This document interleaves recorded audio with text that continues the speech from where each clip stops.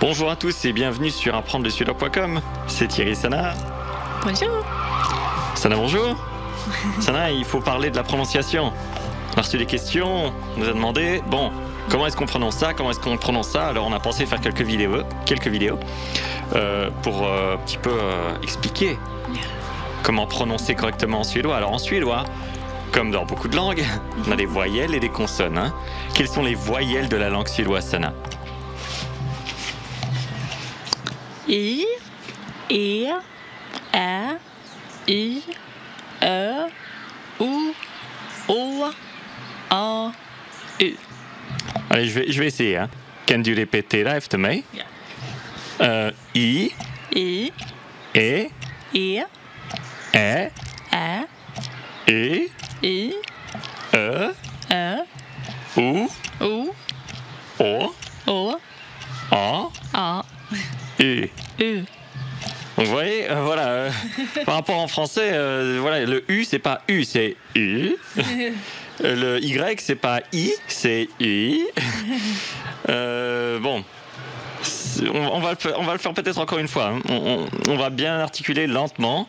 Sana commence et je vais répéter après toi. Ja, den här gången repeterar jag efter dig. Ok.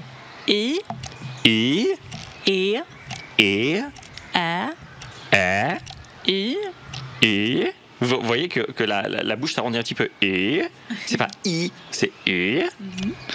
Ö, E. Alors le O se prononce OU. OU. O, Et le A avec le ballon de foot juste au-dessus, c'est O. Et c'est pas O, c'est O. Vous voyez qu'à la fin du O, il y a un O. Il y a comme un W après. Hein. O, O. A, Ensuite, le A, c'est pas A, c'est O. On a une bouche plus fermée ici. C'est pas A, c'est O. C'est presque un O. C'est presque un O. On est entre le A et le O. O. Et enfin, le U. U, U. Ça, c'était pour les voyelles. Bien sûr, on va apprendre des exemples, on va parler plus des exceptions, on va faire pas qu'une leçon sur la prononciation des voyelles parce que, en fonction de leur place dans la phrase et de certains mots, certaines voyelles vont se prononcer différemment. Mais ça, voilà, il faut d'abord savoir qu'en suédois, il y a 9 voyelles. Alors ensuite, les 18 consonnes de la langue suédoise maintenant, Sana. Et en suédois, il n'y a pas que des consonnes à une lettre, il y a aussi des consonnes à 2 lettres. Alors celles-là, ça va être difficile de les prononcer sans un mot. Donc, encore une fois, on le verra un peu plus en profondeur avec des exemples pour aller savoir comment on prononce, par exemple, une consonne en suédois, c'est SJ. Voilà. J. Mais ça, c'est difficile de le faire sans un mot. Donc, les 18 consonnes de la langue suédoise, Sana. Je répète après toi. Jag ska répétera strax efter dig. P, P, T, T, K, K, B, B, D, D, G, G, S, S, J, S, J, J, T, T, J, H, H. Le H se prononce H. Donc si vous voulez aller chez H&M, vous dites OM en Suède. Vous y allez souvent en Suède parce que OM, c'est suédois. F, F, V, V, J, J, J, L, L, R, R. Donc le R se prononce R. M, M, N, N. N. Et ensuite, la dernière consonne, c'est NG. Une consonne à 2 lettres. Ng. Une fois difficile à dire, mais qui se retrouve dans le mot ong, par exemple. Ong. Donc voilà, ça c'était les 18 consonnes de la langue suédoise. Donc il y a en Suède, on reprend, il y a 9 voyelles, 18 consonnes. Il y a aussi des voyelles longues et courtes. Par exemple, une voyelle longue se retrouve dans le mot riche. Rik. En rik person. Yeah. Et une voyelle courte se retrouve dans le mot risk. Jag tar en risk. Yeah. Risk. Rik. Risk. C'est parfois plus subtil que ça. On ne dit pas toujours rik et risk. Parfois, il y a quand vous entendrez le mot rik, ce sera pas rik, ce sera juste rik. Mais voilà, c'est une voyelle longue. Donc rik, risk.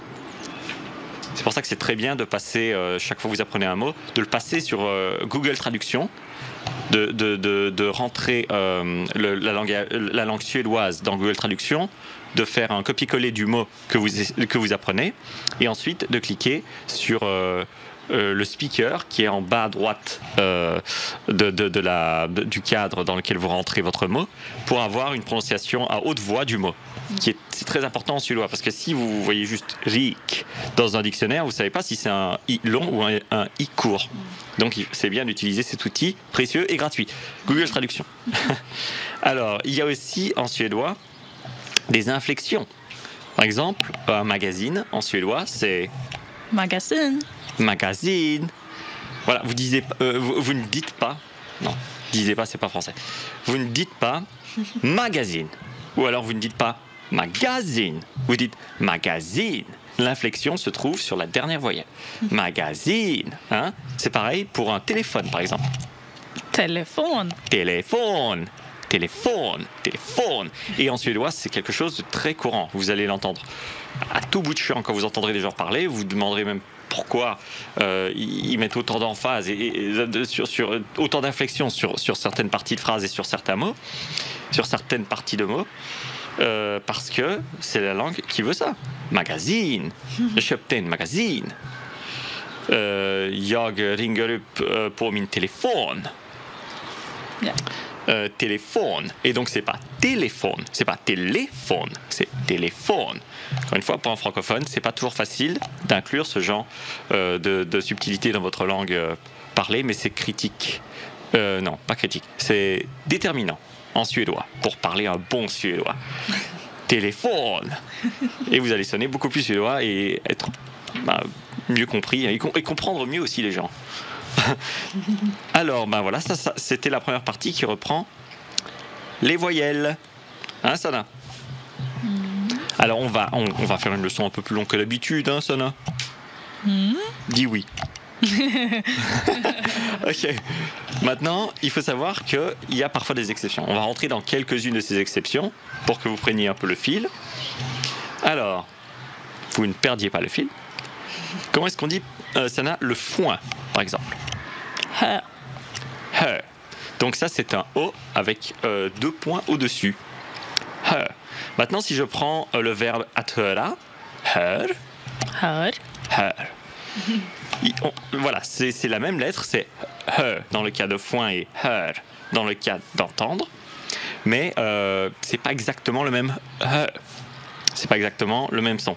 Donc Sana, essaye de dire hör et then hör pour bien faire entendre la différence. Hö. Hör. Hör, hör. Hö. Hör. Hör, hör. C'est subtil, hein, j'en conviens, mais il y a bien une différence. Sana, encore une fois, une gang til. Hö. Hör. Hör, hör. Donc le hör est plus proche du O, même si c'est la même voyelle. C'est un O avec 2 points. Mais on est plus proche ici de O que de E dans le cas de hör, hör. Pourquoi? Parce que cette voyelle O avec 2 points au-dessus est suivie d'un R. C'est une exception qui se retrouve aussi, par exemple, dans dot. Et voilà, dot, c'est pas suivi de R, donc c'est le E comme on l'attend, ça veut dire mort. Donc il y a har dot. Bah oui, ça c'est pas suivi de R, c'est D-O 2 points TT. Et donc c'est le son normal, dot. Mais dans le cas d'une porte, Sana. Dörr. Dörr. Dot, dörr. Dörr. Dörr. Voilà, c'est pas dot, c'est pas dörr, c'est Dött. dörr. Dörr. Dörr. Oui, bienvenue dans le suédois. Alors, ensuite, des exceptions. Il y en a encore une petite autre ici, encore une fois suivie d'un R. Quand on a un A avec 2 points au-dessus qui est suivi d'un R, on va pas avoir le même son exactement que si c'est un A avec 2 points qui n'est pas suivi d'un R. Par exemple, un talon, Sana, comment est-ce qu'on dit? Häl. Hel. Et comment est-ce qu'on dit ici en suédois? Här.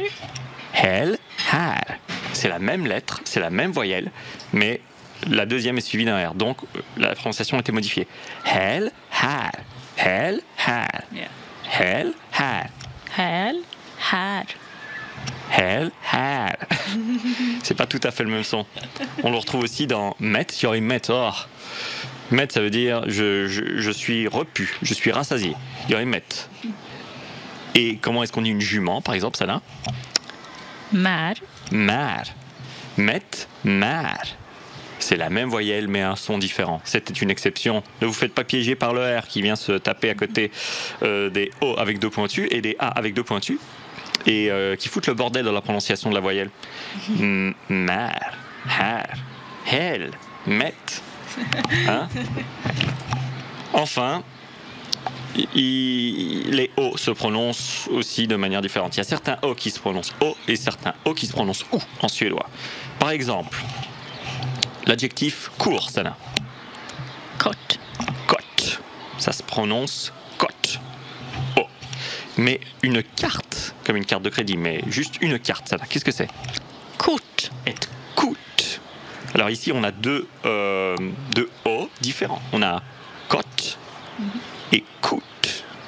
Il faut savoir aussi que ces deux voyelles sont à inflexion courte. C'est-à-dire, c'est pas inflexion courte, mais la longueur de la voyelle est courte.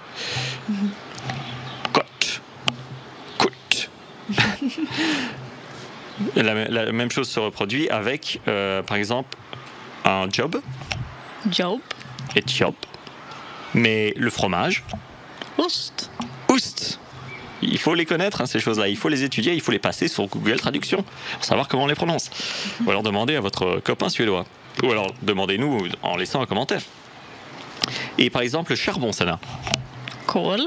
Kol, K-O-L, kol, c'est un O long ici, kol. Mais le soleil, Sol. soul. Kol, soul. Ici, c'est des O longs. Mais il y en a un qui se prononce O et l'autre qui se prononce OU. Bon ben voilà, ça fait déjà pas mal de matière. Qu'est-ce qu'on a appris, Sana? On va répéter hein, tout ce qu'on a appris. On a appris que dans la langue suédoise, il y avait 9 voyelles, il y avait 18 consonnes, et certaines consonnes sont même composées de 2 lettres.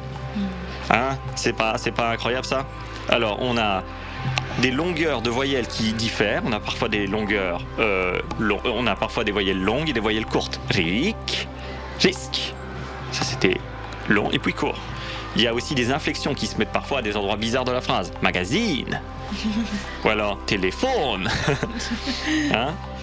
Ensuite, on a la voyelle E, donc O avec deux pointus, qui se prononce différemment si elle est suivie d'un R. Jag hör. C'est pas jag hör, c'est hör. Ou alors la voyelle A avec deux pointus qui se prononce hel, mais différemment si elle est suivie d'un R. Här, hel, här. C'est subtil, mais c'est réel. Le suédois vous le dira. Il y a une différence. Et enfin, il y a des O qui se prononcent O et des O qui se prononcent OU. Ça conclut cette leçon. C'est la Oni plenumera povora. Lyssna på ni en gåva. C'est bien chanté Noël, hein? Omni plenumera povoran, Saint Nicolas et Gova. Je raconte n'importe quoi. Et nous devons y aller, Sana. Merci de nous suivre. N'hésitez pas à poster un commentaire si vous avez des questions pour la prononciation. Et on se voit très bientôt pour une autre vidéo. Hey, toi!